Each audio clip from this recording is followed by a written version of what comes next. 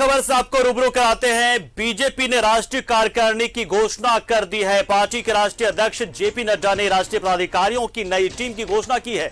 इस राष्ट्रीय कार्य समिति में प्रमुख रूप से प्रधानमंत्री नरेंद्र मोदी, वरिष्ठ नेता लालकृष्ण आडवाणी, डॉक्टर मुरली मनोहर जोशी, पूर्व राष्ट्रीय अध्यक्ष एवं केंद्रीय मंत्री राजनाथ सिंह, अमित शाह, नितिन गडकरी, राज्यसभा में सदन के नेता केंद्रीय मंत्री पीयूष गोयल और सभी राष्ट्रीय पदाधिकारी शामिल हैं।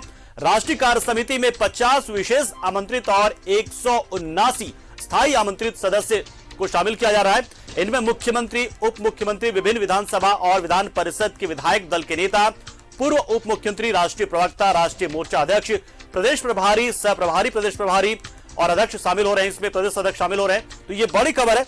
तो एक तरीके से आप सोच सकते हैं कि उत्तर प्रदेश चुनाव है और आने वाले जो चुनाव होंगे उसके अलावा 2024 का जो चुनाव, उसको लेकर बीजेपी ने अभी से रणनीति बनानी शुरू कर दी और इसी कड़ी में कई बड़े नेताओं को बड़ी जिम्मेदारी दी जा रही है और सबसे खास बात कि आडवाणी और जोशी को वापस से कार्यकारिणी में शामिल किया जा रहा है। तो ये दिखा रहा है कि अनुभव जो लेना है, अनुभवी लोगों को भी टीम में जगह दी जा रही है और जेपी नड्डा वही कोशिश कर रहे हैं। अमर इस खबर पर पूरी जानकारी देने के लिए हमारे साथ सीधा जुड़ चुके हैं दिल्ली से।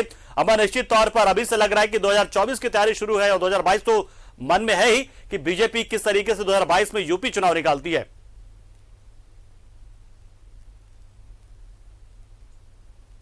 अमर, आवाज पहुंच रही है? आपने सही कहा कि 2024 और 2022 जो सेमीफाइनल 2022 उत्तर प्रदेश को, जी बिल्कुल आपकी आवाज आ रही है।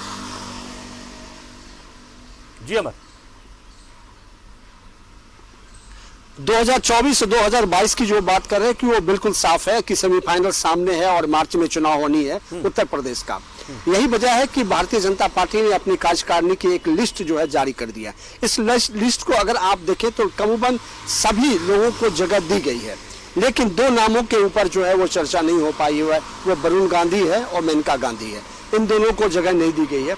अगर झारखंड की अगर बात करते हैं, झारखंड से अन्नपूर्णा देवी को स्पेशल इन्वाइटी में जो है उनका नाम शामिल किया गया है और अध्यक्ष के रूप में अगर देखें तो दीपक प्रकाश जी का नाम शामिल किया गया है।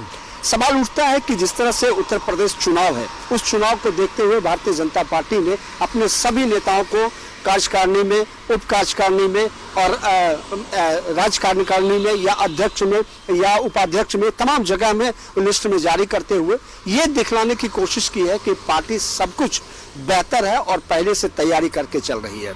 उत्तर प्रदेश एक नाक का सवाल है। जिस तरह से अगर करें तो वहां पर एक कोशिश भारतीय जनता पार्टी की यही रहेगी कि वहां फिर से दोबारा जीत हासिल किया जाए। 2017 में जिस तरह से उन्होंने परफॉर्मेंस किया था, उसके बाद योगी के बनने के बाद कहा यह भी जा रहा है कि उससे भी बड़ी जीत हो सकती है और इसकी कोशिश में लगातार भारतीय जनता पार्टी लगी हुई है। ये लिस्ट में अगर कमोबेश सभी लोगों को दी गई है जगह, और खास करके झारखंड के लिए जो सबसे बड़ी बात है कि स्पेशल इन्वाइटी अन्नपूर्णा देवी को शामिल किया गया है और वरुण गांधी और मेनका गांधी को हटाया गया है। अब ये देखना होगा कि जो आप देख रहे थे कि मार्गदर्शन टीम में लालकृष्ण आडवाणी को दिया गया था, उसके बाद उन्हें कार्यकारिणी में जगह दी गई है और नाम अगर आप देखते हैं तो प्रधानमंत्री के बाद उनका ही नाम आता है। मुरली मनोहर जोशी की अगर बात आप करते हैं तो उनको भी शामिल किया गया है। यानी इन लोगों की जरूरत है भारतीय जनता पार्टी को और कहीं ना कहीं इसके जो मैसेज जा रहे थे वो गलत जा रहे थे और इस वजह से मुझे लगता है कि जेपी नड्डा ने, जो अध्यक्ष हैं, उन्होंने पार्टी में इन लोगों को जगह दी है, कार्यकारिणी में जगह दी है ताकि उनके अनुभव को फायदा उठाया जा सके। क्योंकि अब चुनाव धीरे धीरे जो है टसल में है और इस लड़ाई में किस तरह से जीतते हैं और पुराने हथियार अबूबन काम आते हैं, तो इस हथियार का इस्तेमाल करने के लिए उन्हें कार्यकारिणी का इस्तेमाल किया गया है। अब ये देखना होगा कि इनके अनुभव और युवा जोश जिसकी बात आप करते हैं, लगातार प्रधानमंत्री आज भी कर रहे थे, तो उस दोनों को जब समावेश होगा तो किस तरह से रिजल्ट आएगा ये भी एक लोगों की नजर में होगा। अमर, दो सवाल मेरे मन में अभी घूम रही, जो आपने जानकारी दी उसके मुताबिक। एक तो वरुण गांधी, मेनका गांधी को लगभग कार्यकारिणी से बाहर किए जाने का मामला, क्योंकि इन पे चर्चा भी इनके नामों पर हुई। साथ ही साथ देखा कि केंद्र में भी उनकी जो भूमिका है वो धीरे धीरे जो गौण की जाती है। और दूसरी ओर झारखंड में जैसा कि आपने बताया कि अन्नपूर्णा देवी और दीपक प्रकाश तो हैं, और लेकिन जो जानकारी आप दे रहे हैं कि कार्यकारिणी में जो विधायक दल के नेता हैं उनको भी शामिल किया, तो क्या बाबूलाल मरांडी या रघुवर दास, इनकी चर्चा नहीं हुई क्या? ये शामिल नहीं हो पा रही क्या इसमें? पदाधिकारी तो चलिए रघुवर दास हैं उपाध्यक्ष के नाते, तो बाबूलाल मरांडी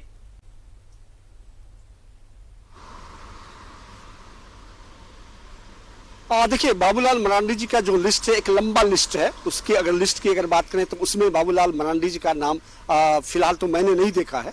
हो सकता है कि इस बात की चर्चा हुई हो क्योंकि वो विपक्ष का नेता है। और रही बात जो जिस लोगों को मैंने आपने कहा कि एक मेन और अहम जो एक जगह दी गई है वो अन्नपूर्णा देवी को दी गई है। और आपने देखा कि पहली बार जीत करके आई, भारतीय जनता पार्टी में शामिल हुई, जीत करके आई, उनको मंत्री बनाया गया। उसके बाद उनको जो है उत्तर प्रदेश में उनको शामिल किया गया, उत्तर प्रदेश के उन्हें पद दी गई है। उनमें जो चुनाव समिति है उसमें जगह उनको दिया गया। उसके बाद जो है सपरवारी उनको बनाया गया। उसके बाद ये अगर आप देखें तो स्पेशल इन्वाइटी में जो है इनका नाम शामिल किया, तो ये एक बड़ी बात होगी कि कम समय में उनका जो प्रमोशन हुआ, या फिर जिस तरह से कह सकते हैं कि पार्टी के प्रति उन्होंने उनका लगाव और झुकाव रहा हो, या फिर उन्होंने जो रिजल्ट दिया हुआ जिस तरह से देखा गया उससे उनको फायदा हुआ है। और कहा यह जाता है कि भारतीय जनता पार्टी में अगर आप काम करते हैं और पार्टी के प्रति डिवोटेड रहते हैं तो आपको इसका फायदा मिलेगा और पार्टी आपको इस्तेमाल करेगी। वही बात क्योंकि उत्तर प्रदेश में जो यादव वोटर्स होते हैं वो बड़ा काम आते हैं कई बार, जब तो ये एक रीजन हो सकता है क्या कि अन्नपूर्णा देवी को इस तरीके से तवज्जो दी जा रही लगातार?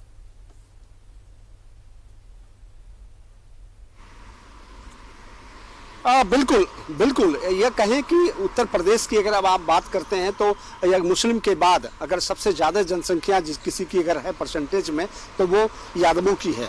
तो ऐसे में हो सकता है कि इसका इस्तेमाल किया जा हो और नज़र वहाँ पे हो, या क्योंकि 5 राज्यों में चुनाव है, 5 राज्यों के चुनाव भी अगर सामने है तो उत्तर प्रदेश में सबसे बड़ी बात है कि ये लड़ाई जो है टसल की लड़ाई है, चाहे वो 3 भागों की लड़ाई है। आप देखें भारतीय जनता पार्टी है, कांग्रेस पार्टी है, सपा है, बसपा है, ये चार खेमों की लड़ाई है। इसमें सब लोग अपने अपने जो तुप का पत्ता है उसका इस्तेमाल करना चाहती है हर party.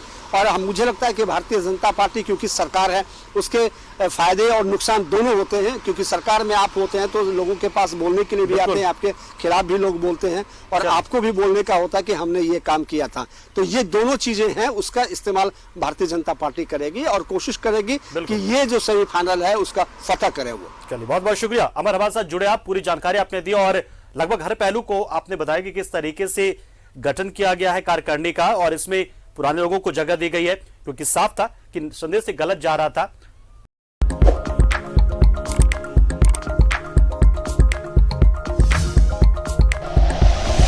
Like and share videos, subscribe करें हमारा चैनल और प्रेस करें बेल आइकॉन। न्यूज़ 11 भारत, सच है तो दिखेगा।